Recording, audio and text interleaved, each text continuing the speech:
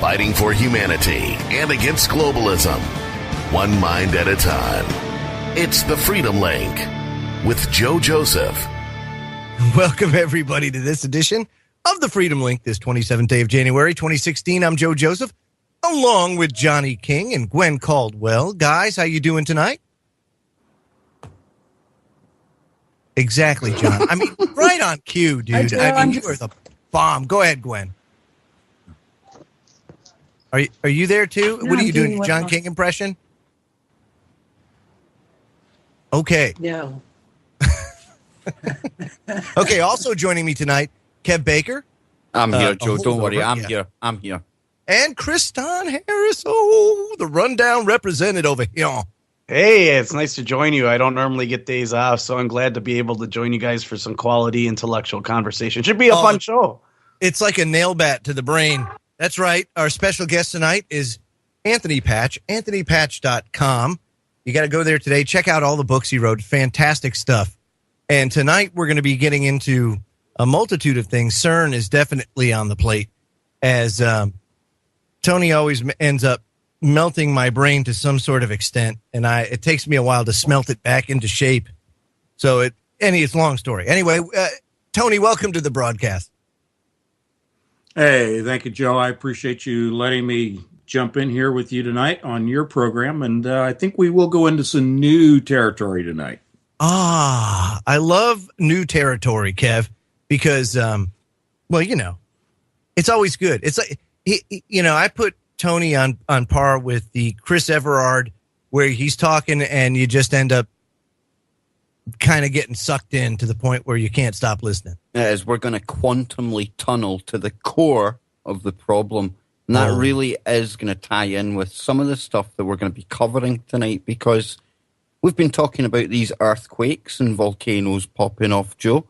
I've been talking about planetary alignments that are happening, maybe Planet X coming in. But, there's something else that we haven't factored in. And certainly Tony is going to be able to tell us all about that and a whole host of new topics. So I really cannot wait to get into this. And I know the listeners out there, they're going to absolutely love it. And there's even a little bit of Lady Gaga. How can you fit Lady Gaga in with all of that? With CERN? Yeah, exactly, Joe. CERN and Lady Gaga? You see, we are different here. You need to stay tuned to find out more. That's an understatement, my friend. So where are we going to start, Tony? Where do you want to start tonight on our magical mystery tour? Well, let's go ahead and let's just take it on with Lady Gaga, and that's a nice segue right into not just particle physics, but Saturn and popular culture and all of the nonsense that's brewing and, as I call it, bubbling to the surface for 2016. There's a lot of stuff that the mainstream popular culture is being barraged with that we have talked about for well over a year now, that's finally coming to the surface in the mainstream consciousness. And we'll get into some of that. But Lady Gaga, she did a video along with her sponsor Intel for promoting the upcoming Grammy Awards. And it's all about CERN and it's all about Saturn. And Tony, I watched a clip or the kind of advert for this today. It's the 58th Grammy Awards, the Illuminati princess, the chosen one, Gaga. She's there. The video that I watched, it had her holographically in some kind of hangar, and then there was a greyish cube on the floor. Of course, we've spoke about Saturn's cube before. We've spoke about this golden age that's coming. And then, lo and behold, it says on this advertisement that they are, quote, promoting the next stage in evolution. Ooh. What is this all about, Tony? This was like we were way ahead of the curve, and now we've got Lady Gaga, Intel, and the Grammys talking about it. Yeah, we've got the announcer at the beginning saying that, essentially, I'm paraphrasing, I think you may have the breakdown that I emailed to you. I don't have it in front of me at the moment, but basically he's saying that people are going to be shocked by what they see. And he's referring to this year. And then she gets into talking about she has the power to imagine the unimaginable. And she has the power to think the unthinkable. This smacks of Scripture. And you know me as a Christian, I always refer to Scripture, but let's just take it as a reference book right now, the Bible, in which it says that men's hearts will fail at the sight of what they behold. In other words, we cannot imagine, but she can, being demonic, being indwelt as she is with a demonic entity. She can imagine, along with the people that are promoting and handling her, can well imagine what's coming. That's what I'm talking about when I say the bubbling up that's coming this year. It's coming up from the abyss, and we can't imagine the horrors that are trapped in there at this point. And you know, this February when the Grammys take place, I don't know what they're planning on unveiling, but it says that Intel and Lady Gaga, they're working on a mysterious project which will be revealed at this Grammys ceremony. Now, when you see the breakdown of this actual video that Gaga is in, there's a representation of Solomon's Temple, a big aircraft hangar. Now, what do you get in an aircraft hangar? It's a plane of existence. And they're talking about ripping the veil. You see the doors opening, Tony, don't you? They rip the veil into this other plane where Gaga, the demonic princess, resides within a black cube. It's crazy. And you were even saying to me about Project Bluebeam, Tony. That's right. She is portrayed in the video as a hologram. That's Project Bluebeam. That's the Great Deception. The Great Deception is the broadcast by satellite and ground-based projectors of holographic images that will look like UFO spacecraft. Like if you think of the movie Independence Day, that type of projection will be seen around the world, as well as images according to specific concentrations of cultures and religions. People will see Jesus, they'll see images of their own gods, the Hindu gods, all the way across around the world, and they will hear God in their minds. Now, people first blush, they hear all this stuff that we're talking about, but we've been through all this. We've explained the technology that allows people to actually hear the voice of God in their skull, and Project Bluebeam provides those images, and that's what she is telegraphing to us, is the holographic images are coming, and we're telling you right now that you're going to see them in the heavens. Wow, that's amazing. Kev, I got to tell you, I just saw this picture. Not to totally derail this. It doesn't derail because it could tie in with Bluebeam, dude. Yeah, it does. But okay, so apparently there was a pretty interesting cloud formation over Portugal that a lot of people are referring to as the like a hand of God. I just put it in the chat. I'll put it in the chat room. But it's pretty amazing stuff when you see this, and we're talking about Bluebeam. I think Bluebeam technology. First of all, we have to understand that technology, I think, is a lot more advanced than most people understand it. And I think things are a lot more advanced than people understand it. And I was kind of I was kind of flaking out until I watched the first 2 episodes of X-Files, and I'm back into it full steam ahead. There you go. There you go. 70 years. At least. Mulder quoted 70 years. We've been talking on this show of 30, 40, and 50 years. We didn't go to 70, but Mulder did. No, that's what I'm saying. Wow. So, Tony, what's your take on the fact that X-Files, Childhood's End, all these programs are now covering the kind of topics that we are talking about? Why are we seeing these stuff coming to the mainstream? Well, it's like the title of my 3rd book, if I have time to get it out. It's Coalescence. Everything's coming together this year. We can see it. It doesn't matter the medium that you look at. You can look at physics, popular culture, economics, the wars in the Middle East and around the world, the theological conflicts that are going on. You can look to the heavens and look at the alignment of the planets. On May 7th, we have an astrological alignment of nearly every planet in our solar system with Saturn. So that's also right around the day of ascension. If you look at the Lady Gaga video, you referred to the doors, the parting of the veil, the doors opening. There's the number 5 and the number 6. That's May 6th. They're telegraphing to us, just like they do in all these videos with numbers. This is the year of the grand deception. The grand deception is as they will present to us, as I've referred to in my first book, Covert Catastrophe, the benevolent ancestors from the stars. They're going to say that we've been in contact with aliens and they're benevolent. They will also go to say that there are 2 groups of aliens, those that are benevolent and those that are malevolent. And the benevolent ones are the ones that we're going to side with. And yeah, there's going to be a battle.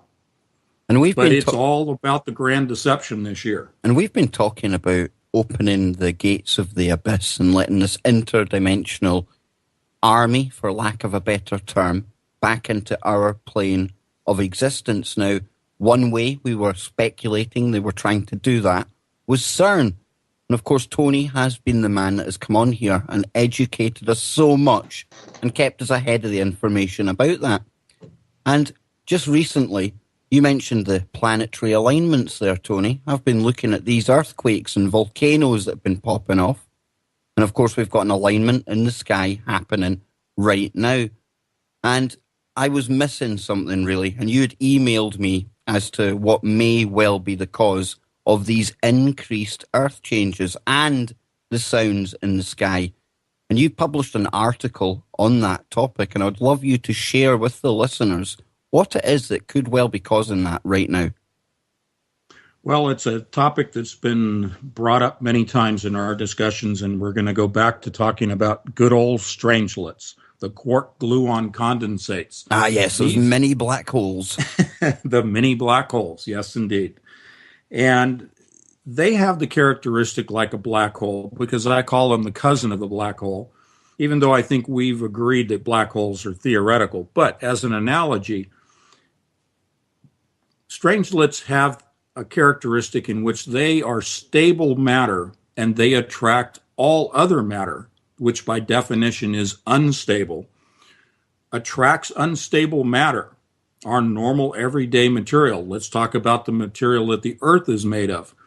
Strangelets attract those elements, those particles, to themselves, much like the theory of the black hole being possessed of such tremendous gravity that it sucks everything, including light, into it, and it is thus inescapable. If you imagine that dynamic as applied to a quark-gluon condensate that is produced by the Large Hadron Collider, it will convert, it has the potential to convert this planet into a neutron star. That's the physics that's involved in creating a neutron star, is the attraction of matter to a center point and that condensing of the matter. Now, the other aspect that's aligned with that, the characteristic of strangelets, is that you cannot contain it. Once it's produced in the Large Hadron Collider or the relativistic heavy ion collider at Brookhaven Lab, these particles will, in quotation marks, fall to the center of the Earth. They move through the Earth to the center, to the core. There, once they arrive, they begin to convert matter by attracting it to themselves. That's what's causing the disturbances on the crust in the form of volcanoes and earthquakes, along with the HAARP activity that's going on. CERN is quiet right now. The HAARP facilities are running full stream right now. Now, Tony, we looked at the PB to PB collisions. That's lead on lead. The big bangs, as we were talking about. And that took us to these extreme levels of energy, the peta-electron volts. Now, during that run, the lead on lead run, is that when they were mass producing these strangelets? Absolutely. Anytime you go above a power level of 10 tera electron volts, they went to 13 and 14. And as you mentioned, they went to 1 quadrillion, 1.15 peta electron volts. They had a peak power that they realized back in October. And they were very public about that. And that was something that you and I discussed 3 weeks before CERN released that information. We said they will, with this machine, hit the peta electron volt, the quadrillion level, exceeding the tera or the trillion level that they had been, talking about at 13. So, yeah. Tony, I don't want to give you a big head, but I sometimes wonder if CERN would ever have been forced to even admit that if we hadn't spoke about these things. Because we see the mainstream, they were seizing upon the fires at CERN and all the disinfo out there, but they were tending to stay away from the shows that we were doing because possibly, like CERN confirmed, we were actually on the money. Well, you have done a tremendous amount of research in physics along with me. And I think with our combined voices, perhaps we had some influence, perhaps. I'd like to think that perhaps we forced their hand a little bit. Go ahead. No, on you go. No, but to answer your question more specifically about strangelets, yes, they have been producing them with the lead-ion collisions. And this year they're going back to collisions, not of lead to lead, but protons in lead. And that's another discussion we'll get into in a little bit. You see, that's where I was actually looking today. You sent me the LHC schedule. And have you got that up at your website yet, Tony? I don't think I've posted it yet. I think I've been pretty distracted and haven't got to the site, but I'll put it up this evening. And once you get that on there, I'll link to that for everyone to go and check out. But Joe, yeah, the LHC, very quiet right now, but it's going to be proton to lead this year. And while you were away there, we were talking about the strangelets that were being produced and how they could be affecting the core of the planet at this time. Now, let's look around the planet. We've got volcanoes popping off everywhere. We've got crazy storms going on. We've got earthquakes. Nobody can argue that something is up, right? Yeah, I mean, there's certainly something up. The question is what? There's so many things in play. Of course, CERN being a very interesting component of it. My question is, why aren't more people within the realm of physics sounding the alarm about this? I mean, I think we see a lot of Stephen Hawking came out and even said, probably not a good idea.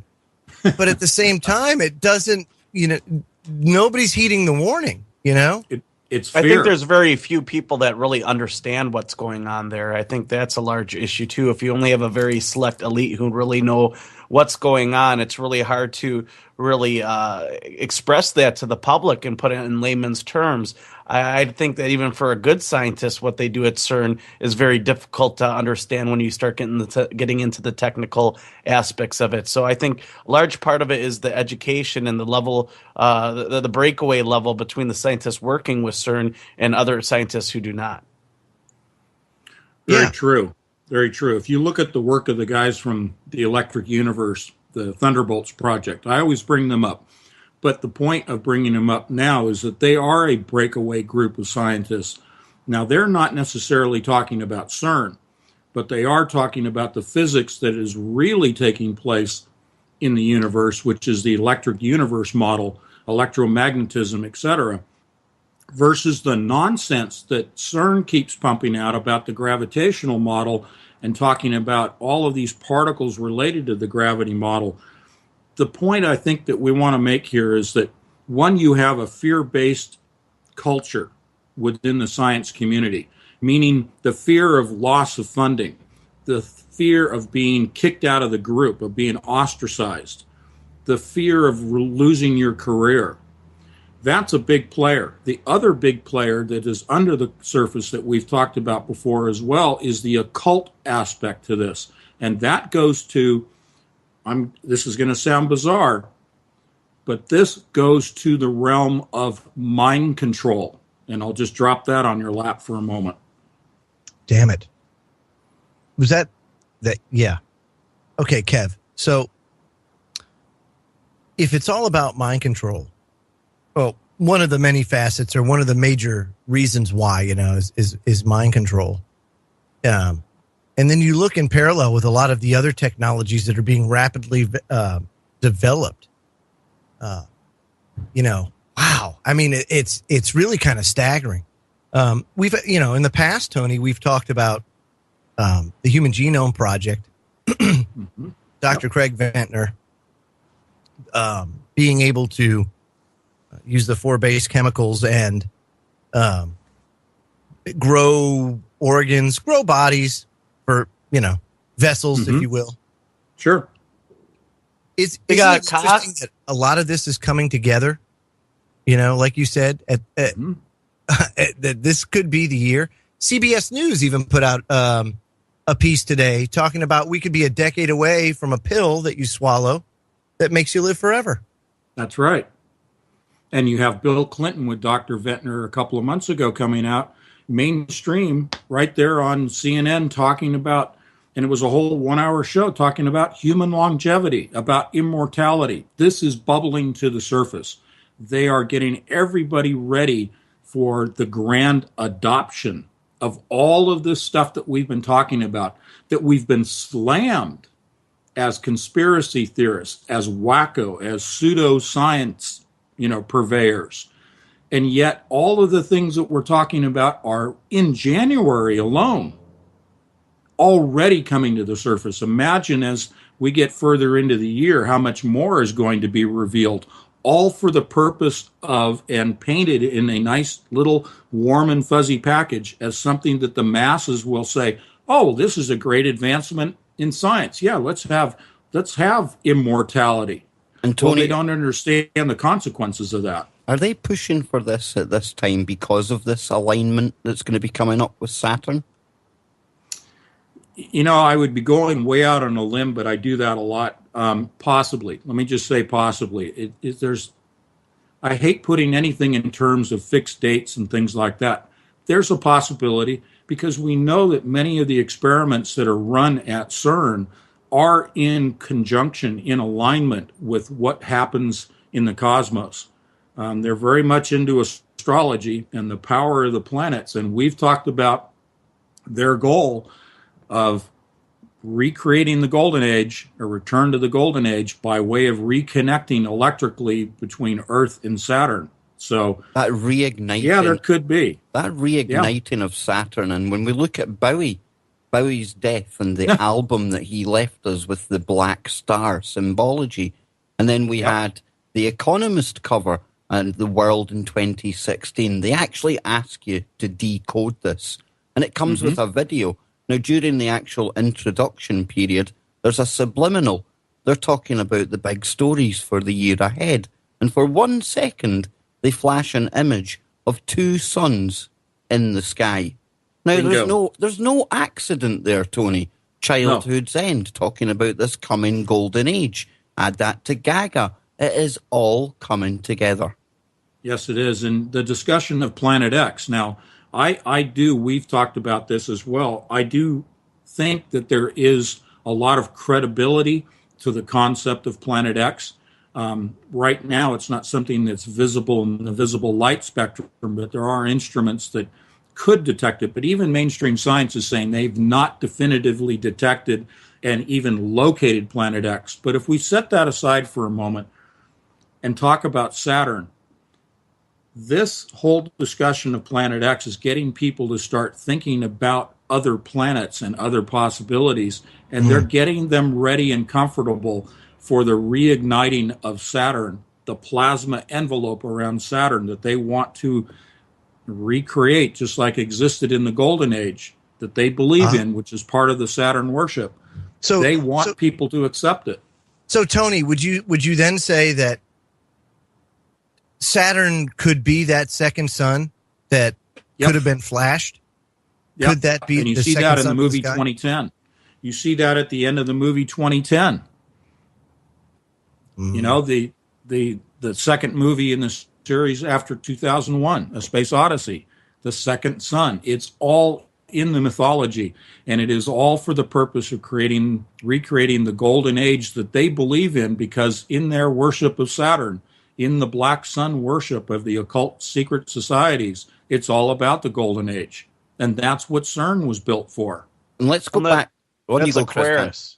Yeah, definitely. No, I know We're a up against little the break, bit about boys, this, but yes. yeah, Aquarius. That's the next golden age. That's the age of plenty, and I think that you guys are spot on with mentioning that there's going to be a new age with life extension technology. The CEO of Google came out and said now it's going to be possible to live to be 500 years old. Yeah, that's true. Yep. Okay, so we're going to go to break. When we come back, we will continue with Anthony Patch.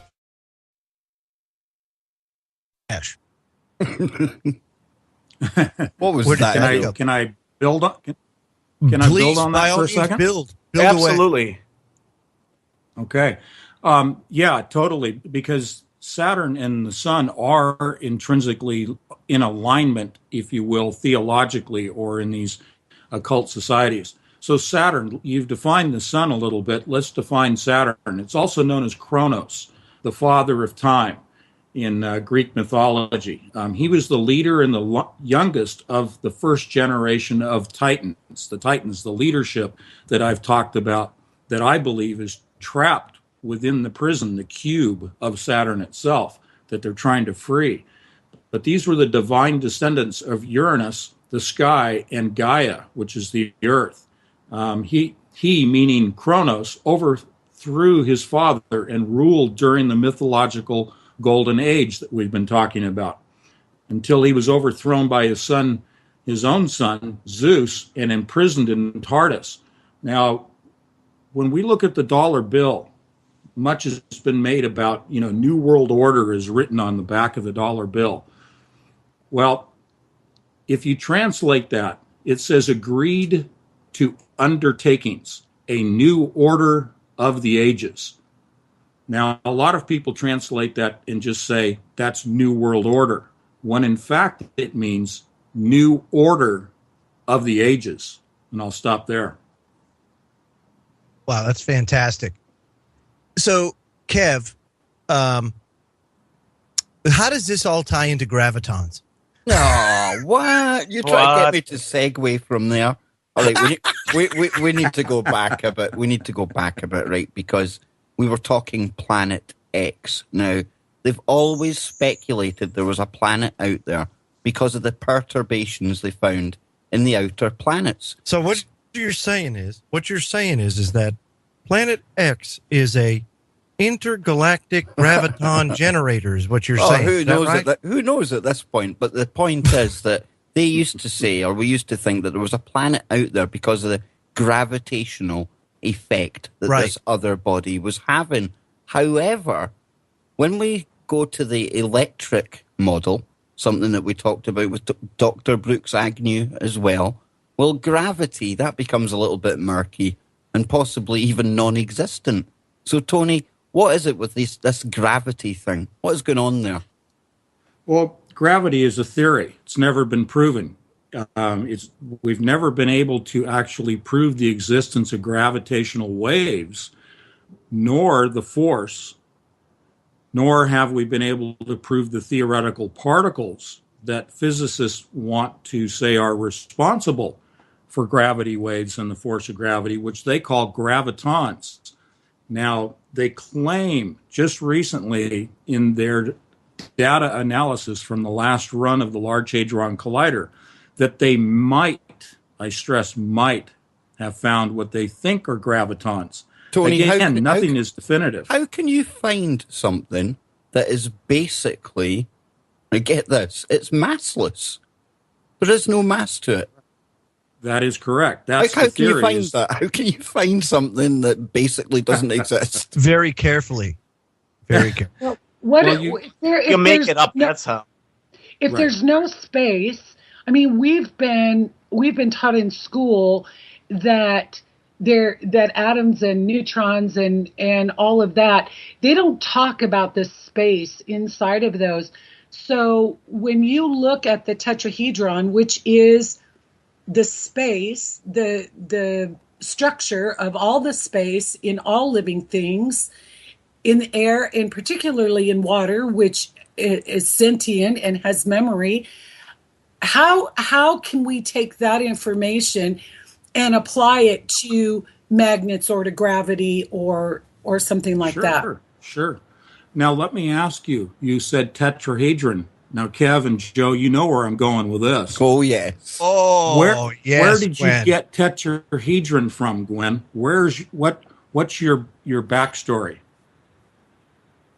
I'm not going to tell you. Oh, no. Ancient Chinese secret. Yeah. I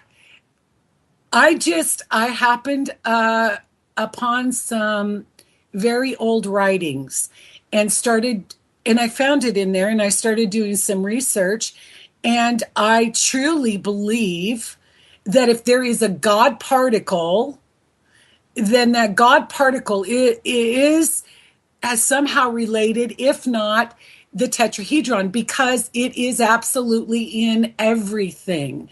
And if we are created in God's image, and that is the common denominator in everything, then, I mean, as far as I know, that is the only thing that everything has in common. Rocks, trees, people, sky, water. What do you guys think?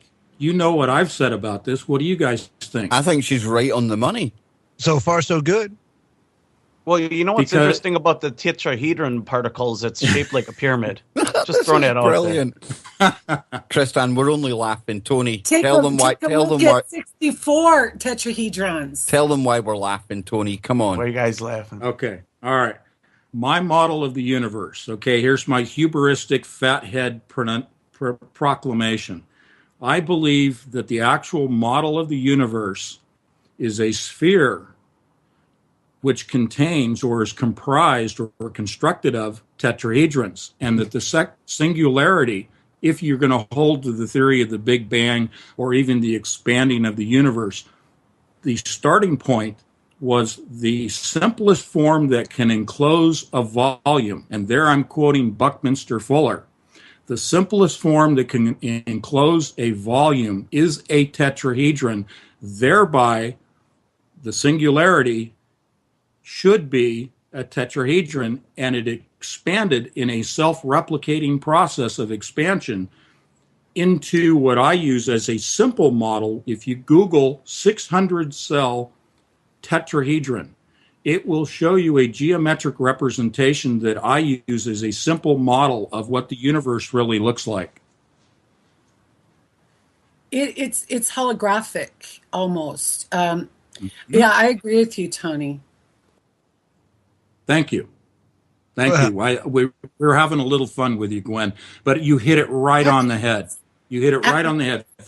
From the quantum level to the cosmos, everything is tetrahedronally arranged. And I have the information at the quantum level to back that statement up, as well as the cosmological level to back that up. Okay, so let's talk from the point of view of the information we have on the tetrahedron, and tell me if the vibrational frequency, the rate of the frequency of the Earth has increased over a period of years, and the magnetic pull of the Earth has decreased, and at some point they have intersected. What happens to that tetrahedron structure, or what is that portal that happens at that intersection? Because I think that's where we're at right now. Yeah, I agree with you. The frequency is increased of the Earth, and the magnetic lines of force have changed in what they call the morphology, the shape, the patterns of magnetic lines of force.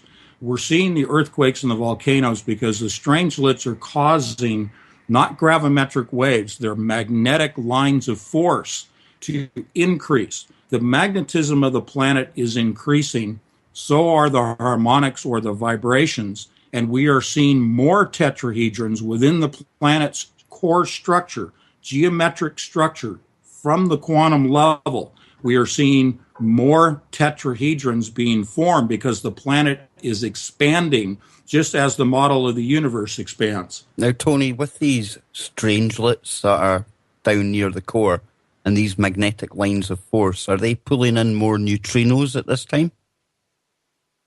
Well, neutrinos, it's interesting. What is Just a neutrino? recently, Yeah. Neutrinos are possibly the smallest quantity of reality imagined by a human being. And that's a quote, Joe. There you go.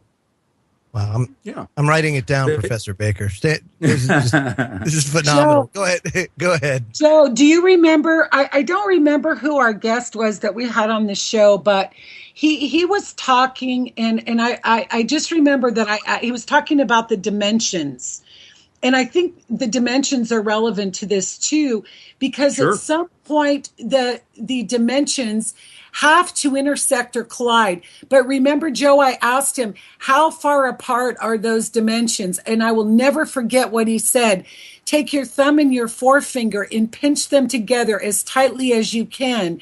And the space between your thumb and your finger is the distance between the dimensions. Right. Well, when you understand that what we visually see as a physical body is nothing but space, that's basically colored in with atoms and neutrons, that makes sense. But most of us aren't at any time to put that into the equation. So I wonder if you could address that, Tony. Yeah, well, dimensions are really, if we're looking at it from a human perspective, the only thing that we can relate to is what our senses allow us to relate to. There are multiple dimensions. I think we can pretty much agree on that. It's just intuitively we know that there have to be other dimensions.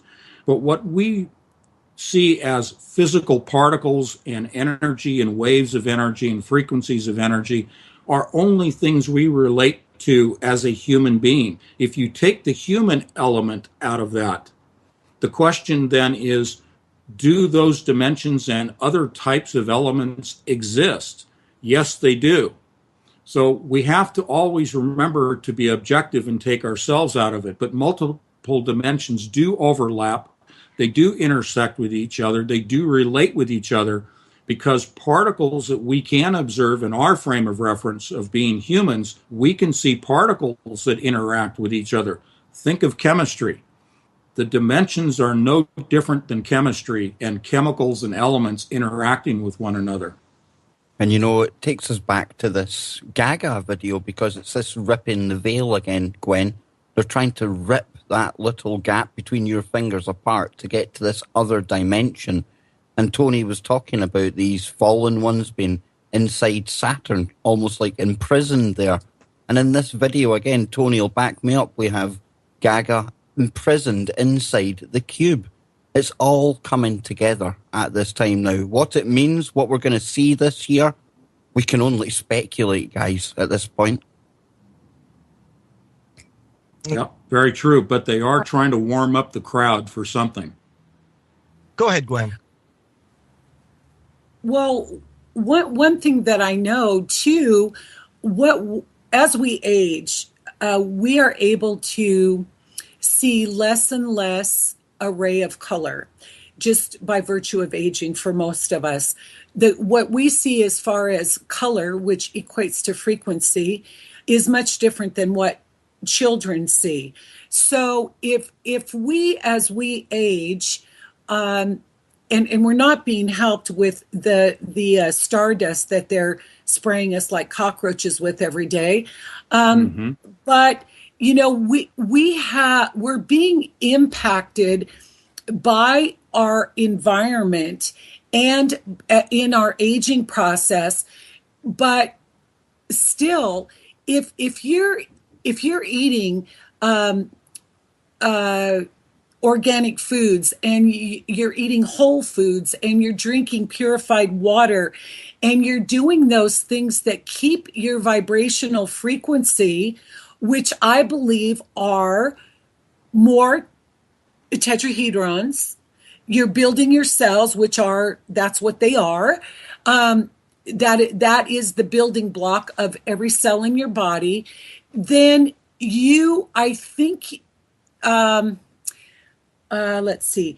I think what happens is that we have more information readily available to us because we continue to vibrate at a higher level of frequency within that no space of that tetrahedron in the universe, which Agreed. gives us the capability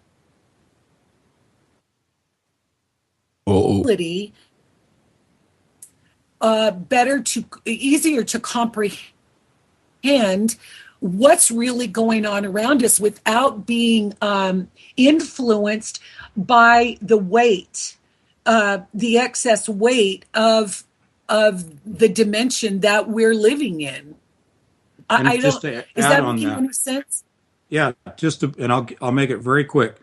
To build upon all of the things you said about nutrition and water and everything else is the fact that we here and our audience are using our brains. It's just like Joe's picture here that I see where he's all muscular. He's got his buffed out body. Okay. Hey. You've heard the phrase, your mind is a muscle.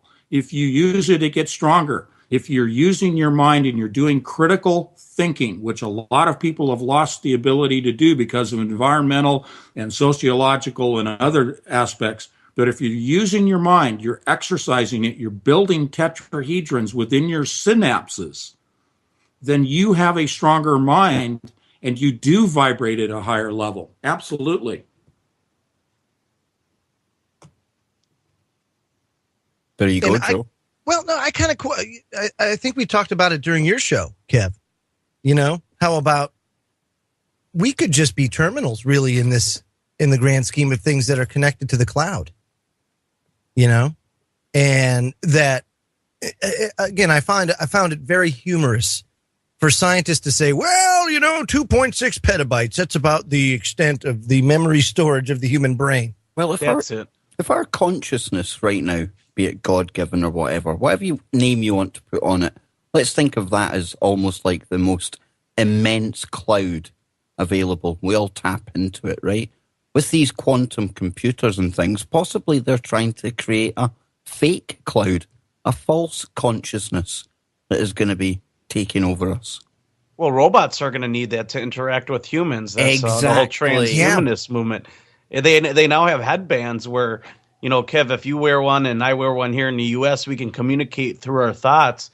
And we had Zoltan Istvan, transhumanist philosopher and writer for the Huffington Post, on our show. He's actually running for president here, saying that he's promising that you'll live forever. So, right, but life extension technology, who knows? At the same time, though, again, while robotics are great, it's kind of like how I equate robotics. I equate to Star Trek of the 60s. So Star Trek of the 60s envisioned the 22nd or 23rd century as, oh, look at this, the communicator and, the flat screen monitor and all this kind of stuff. Yeah, 30 years later, we're rocking that. So for us, normally what we do is we visualize things as being way out in the distance, but really it's right around the corner. And that's why I think that the vision of like the robots taking over the planet, I just don't see it. What I see, honestly, is organic computing, where if they can already print the bodies and the brains, then all they've got to do is program them. And they can program them any way they want, to the point where they replace humanity in its natural form with their synthetic version of it, or their homegrown. Are we talking Clone Wars here? Possibly. I don't think it goes to a machine revolution. I don't. I think we become the machine. The machine becomes us, where we merge, but it's organic in nature. Remember when we first met that we talked about third strand of DNA? Yes. The golden strand. Wow. Okay, that just clicked. Thanks, Tony. Appreciate that. The light bulb just came on. So that's really what it is. But that's the thing, is that everybody has this idea that it's going to be Skynet with Johnny King, with the Terminator. But I don't think it's going to be that at all. I think it's going to be so phased in that people won't even notice until it's too late. Johnny King, come on, man. What's your thoughts? They won't even be human because they will be unrecognizable. So therefore, they won't have human rights, and nobody will really give a crap about them. But you mentioned Star Trek, and I mentioned an episode last night or Monday night during the show, and it's not the Gamesters episode. It's actually called Spock's Brain. That's I remember that when they took it out of his head. Right. Yeah. And they were using that to power their world. That was a hell of a brain to power the world. Let me tell you something, man. Mine probably would do about a city block. That's about it. So you're talking about this being a biological thing, and we have to remember right now with the genetic advancements, if you can call them that they're making with this CRISPR technology, they can literally snip parts of your DNA out, replace them, block other bits, and that could be really good for things like hereditary diseases and stuff like that, if they were going to use it that way. But it's not going to be used that way. And it's the nefarious kind of aspects to this that we have to worry about. And the fact that not long from now, is it really too hard to imagine that people will be sitting with an app on their phone, kind of picking what traits they want on their new baby, now that they've been given permission of the government? Designer babies. Exactly. Mm-hmm.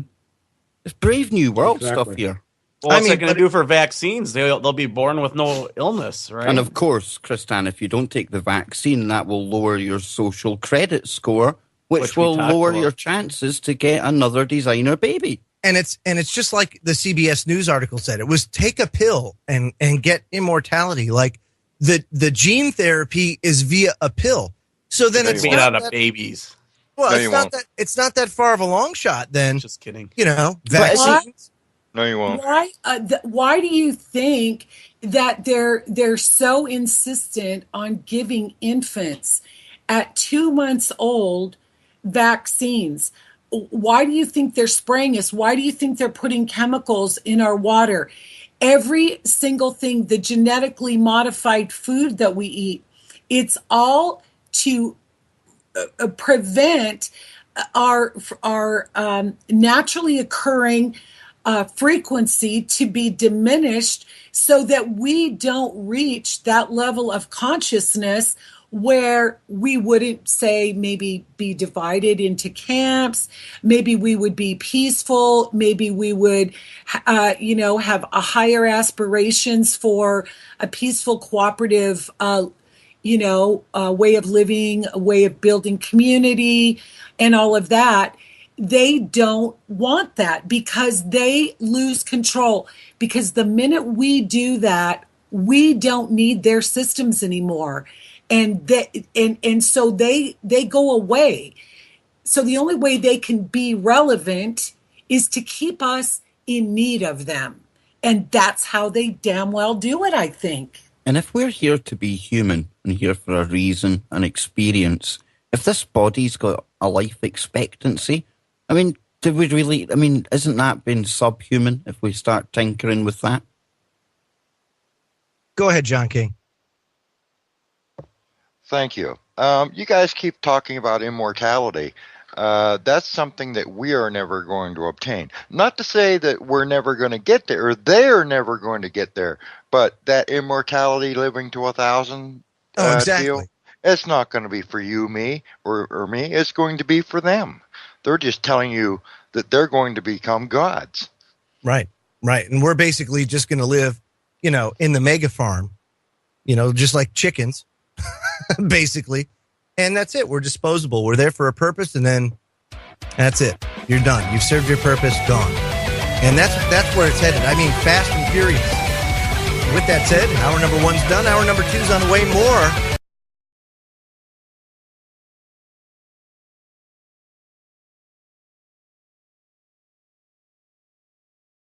People are going to be shocked by what they see. And he's referring to this year. And then she gets into talking about she has the power to imagine the unimaginable, and she has the power to think the unthinkable.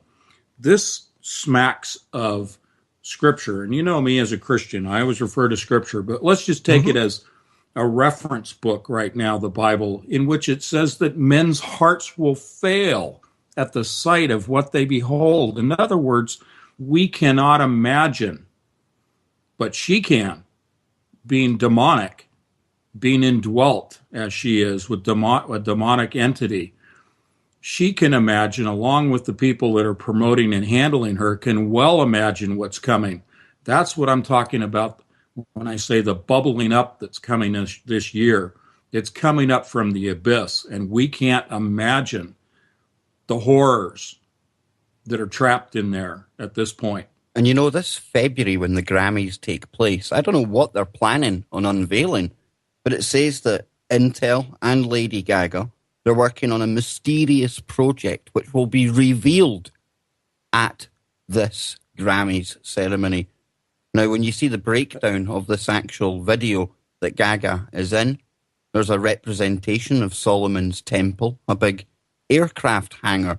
Now, what do you get in an aircraft hangar? It's a plane of existence.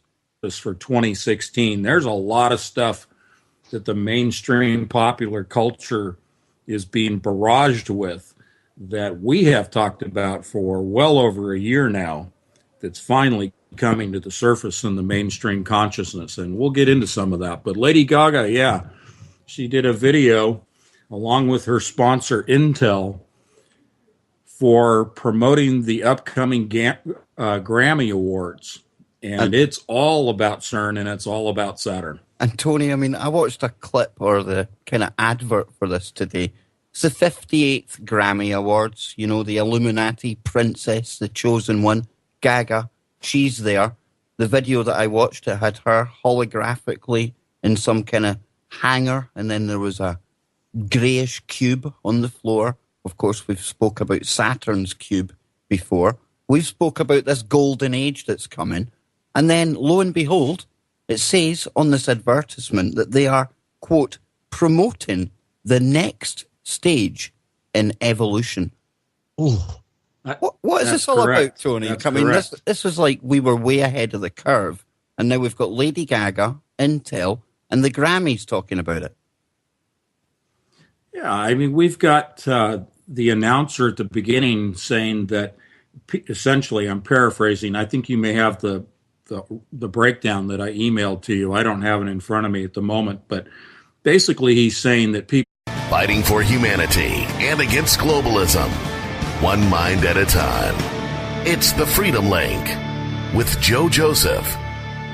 Welcome, everybody, to this edition of the Freedom Link, this 27th day of January, 2016. I'm Joe Joseph, along with Johnny King and Gwen Caldwell. Guys, how you doing tonight? Exactly, John. I mean, right on cue, dude. I mean, you are the bomb. Go ahead, Gwen. Are you there, too? No, what are you doing, well. John King impression? Okay. No. Okay, also joining me tonight, Kev Baker. I'm here, Joe. Don't worry. Yeah. I'm here. And Kriston Harris. Oh, the rundown represented over here. Hey, it's nice to join you. I don't normally get days off, so I'm glad to be able to join you guys for some quality intellectual conversation. Should be a fun show. It's like a nail bat to the brain. That's right. Our special guest tonight is Anthony Patch, anthonypatch.com. You got to go there today. Check out all the books he wrote. Fantastic stuff. And tonight we're going to be getting into a multitude of things. CERN is definitely on the plate, as Tony always ends up melting my brain to some sort of extent, and it takes me a while to smelt it back into shape. So it's a long story. Anyway, Tony, welcome to the broadcast. Hey, thank you, Joe. I appreciate you letting me jump in here with you tonight on your program, and I think we will go in. And they're talking about ripping the veil. You see the doors opening, Tony, don't you? They rip the veil into this other plane where Gaga, the demonic princess, resides within a black cube. It's crazy. And you were even saying to me about Project Bluebeam, Tony. That's right. She is portrayed in the video as a hologram. That's Project Bluebeam. That's the Great Deception. The Great Deception is the broadcast by satellite and ground-based projectors of holographic images that will look like UFO spacecraft. Like if you think of the movie Independence Day, that type of projection will be seen around the world, as well as images according to specific concentrations of cultures and religions. People will see Jesus, they'll see images of their own gods, the Hindu gods, all the way across around the world, and they will hear God in their minds. Now, people first blush, they hear all this stuff that we're talking about, but we've been through all this. We've explained the technology that allows people to actually hear the voice of God in their skull. And Project Bluebeam provides those images, and that's what she is telegraphing to us is the holographic images are coming. And we're telling you right now that it's a new territory tonight. I love new territory, Kev, because, it's always good. It's like, I put Tony on par with the Chris Everard, where he's talking and you just end up kind of getting sucked in to the point where you can't stop listening. As we're going to quantumly tunnel to the core of the problem. And that really is going to tie in with some of the stuff that we're going to be covering tonight, because we've been talking about these earthquakes and volcanoes popping off, Joe. I've been talking about planetary alignments that are happening, maybe Planet X coming in. But, there's something else that we haven't factored in. And certainly Tony is going to be able to tell us all about that and a whole host of new topics. So I really cannot wait to get into this. And I know the listeners out there, they're going to absolutely love it. And there's even a little bit of Lady Gaga. How can you fit Lady Gaga in with all of that? With CERN? Yeah, exactly, Joe. CERN and Lady Gaga? You see, we are different here. You need to stay tuned to find out more. That's an understatement, my friend. So where are we going to start, Tony? Where do you want to start tonight on our magical mystery tour? Well, let's go ahead and let's just take it on with Lady Gaga. And that's a nice segue right into not just particle physics, but Saturn and popular culture and all of the nonsense that's brewing and, as I call it, bubbling to the surface.